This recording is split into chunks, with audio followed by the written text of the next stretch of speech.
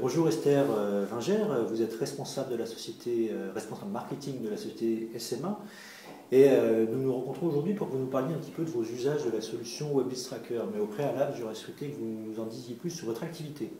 D'accord, donc SMA est un éditeur informatique donc, qui édite un logiciel destiné à l'automatisation des centres de production des entreprises. Donc c'est une société qui a été créée en 1980 au Texas, aux États-Unis. Alors vous avez opté pour la solution WebBiz Tracker.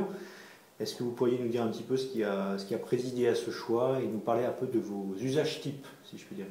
Alors cette demande, ça a d'abord été de la part des commerciaux sur le terrain qui voilà, sont toujours en quête de leads évidemment pour les orienter dans leur recherche et dans leur prospection. Et puis au fur et à mesure, j'ai découvert, moi en tant que responsable marketing, des utilisations pour mon domaine, donc le marketing et le site web. Si vous aviez à nous expliquer les gros bénéfices clés que vous avez retirés de la solution, quels seraient-ils finalement?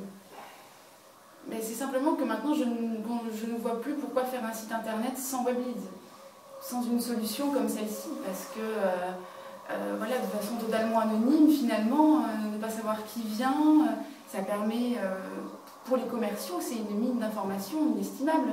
C'est-à-dire quand ils sont en prospection, que le client, le prospect leur dit non, finalement ça ne m'intéresse pas, mais qu'ils se rendent compte que 10 minutes après qu'ils aient fermé la porte, le monsieur est venu visiter le site web pendant 1 heure. C'est inestimable.